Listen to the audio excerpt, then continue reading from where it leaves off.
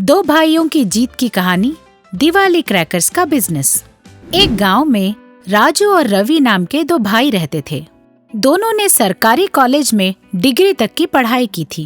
वो लोग काफी गरीब थे। उनके पिताजी रंगा जब सो रहे थे तो ये दोनों उनके पास पहुँचे। पिताजी, पिताजी, पिताजी। रवि ने जितना भी पुकारा उसके पिताजी नहीं उठे। तब राजू ने उसके पिताजी को नींद से जगाया। जब रंगा को होश आया, क्या हुआ? इतनी अच्छी नींद क्यों खराब की? क्यों बुला रहे हो? पिताजी, दिवाली आ रही है, नए कपड़े खरीदने के लिए पैसे चाहिए। क्या पैसे चाहिए? मेरे पास अगर पैसे होते तो मैं यहाँ क्यों सो रहा होता? किसी बार में जाकर बियर पी रहा होता। जाओ जाओ यहाँ से, पैसे वैसे कुछ नहीं है मेरे पास। ऐसा बोलकर उसने बच्चों को भगा दिया। वो लोग दुखी मन से अपने माँ गौरी के पास पहुँचे। माँ, दिवाली के लिए नए कपड़े खरीद दो ना, पिताजी ने पैसे देने से मना कर दिया है। उसने कहा। ये बात सुनकर गौरी रोते हुए बोली, तुम्हारे पिताजी को पीने से फुर्सत मिले तब जाके वो हमारे बारे में सोचेगा ना। मेरी सारी कमाई घर खर्च में निकल जाती है।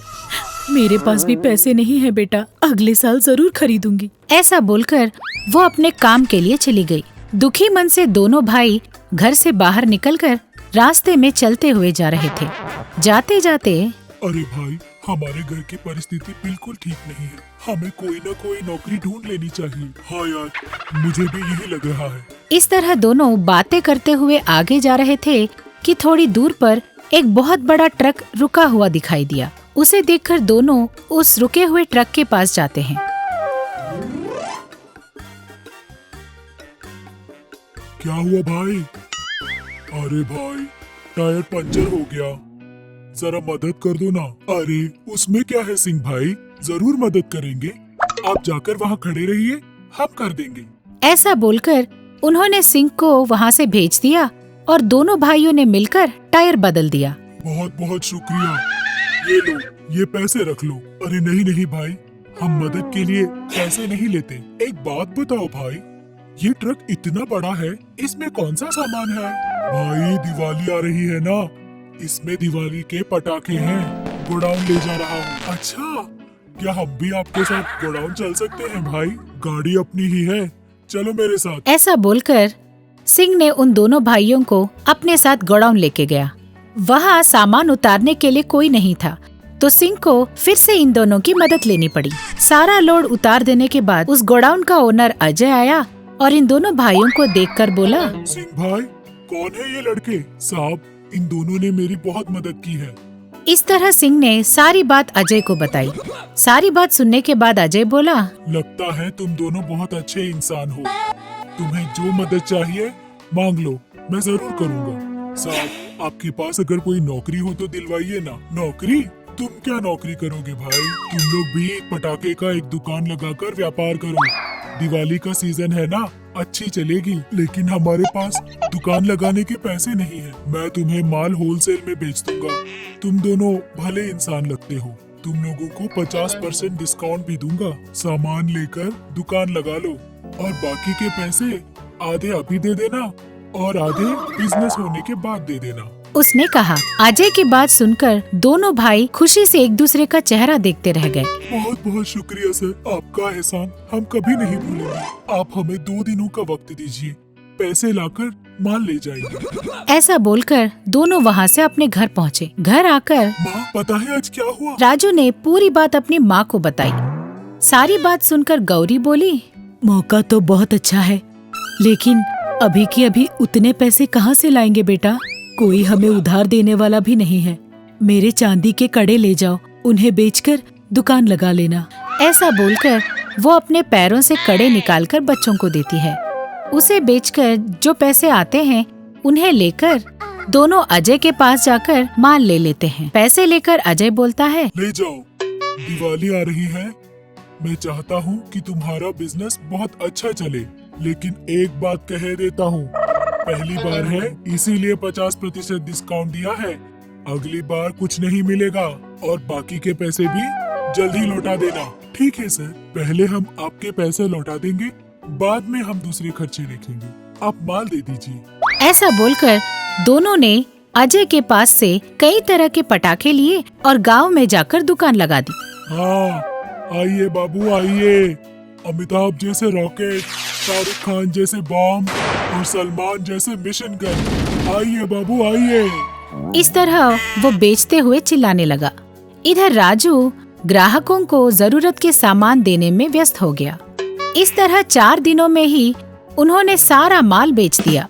उन्होंने अजय के बाकी पैसे भी लौटा दिए और काफी मुनाफा भी कमाया। उस मुनाफे के पैसों से उन्होंने अजय के पास से और पटाखे खरीदे और उन्हें बेचना शुरू कर दिया।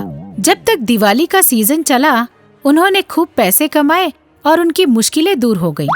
उन्होंने अपने माँ के चांदी के कड़े भी खरीद कर लौटा दिए। इस तरह राजू और रवि ने मिलकर पटाखों का व्यापार किया और अपने अंधेरे जीवन में रोशनी भर ली और खुशी खुशी रहने लगे। एक थे दुबे जी, नाम था बद्रीनाथ, और उनकी घरवाली को कद्दू बड़ा पसंद था। एक दिन घर की मैडम ने उनसे कहा, अरे दुबे जी, जरा सुनते हो? क्या हुआ दुबाइन, क्यों सुबह सुबह गला फाड़ रही हो? मैं क्या कह रही थी? हाँ, मैं समझ गया। थैंक यू जी। दुबे जी कद्दू के खेत पर जा पहुंचे। वहां पर कोई नहीं था। दुबे जी ने मन में सोचा, यहाँ तो कोई है ही नहीं, हम कद्दू किससे लेंगे भला? खेत का मालिक नहीं है ना सही, खेत से ही पूछ लेते हैं। खेत, ओ खेत। अरे खेत ने तो कुछ बोला नहीं। अरे क्या हुआ? खेत ने तो कुछ बोला नहीं। ये महाशय खुद खेत में उतर के बोले, क्या है, क्या चाहिए? कद्दू लेनी है, 1-2। अरे हमारे घरवाली को कद्दू का बड़ा शौक है। ओहो, ले लो ना भाई, 1-2 क्यों, 2-4 ही ले लो। दुबे जी कद्दू लेकर घर पहुंच गए और दुबाइन ने कद्दू का हलवा बनाया, फिर खूब खाया। इस तरह दुबे जी रोज खेत में जाते और 2-4 कद्दू ले आते। खेत में कद्दू कम होने लगे। ये देखकर खेत के मालिक ने एक गबरू पहलवान को खेत का चौकीदारी करने लगा दिया। एक शाम जब दुबे जी खेत में कद्दू लेने पहुंचे, गबरू चौकीदार एक पेड़ के पीछे छुप गया। खेत, ओ खेत, ठीक है, जितने चाहिए ले लो दुबे जी। क्यों दुबे जी, ज्यादा लगी तो नहीं? क्यों मारा? बावड़ी ने बोला। अरे किससे पूछकर रोज कद्दू लेके जाते हो दुबे जी? खेत से। और किससे? बावड़ी बहन, ओ बावड़ी बहन। क्या कहते हो भैया? दुबे जी को डुबकियां खिला दे, 1-2। हाँ, खिला दो। तब दुबे जी गिड़गिड़ा कर बोले, भैया मुझे जाने दो, फिर से कभी चोरी नहीं करूंगा, इस खेत की तरफ फिर नहीं आऊंगा। अरे बाप रे, कितना जोर का मारा। अब आई ना अकल ठिकाने दुबे जी। इस कहानी से हमें ये सीख मिलती है कि चोरी करना बुरी बात है।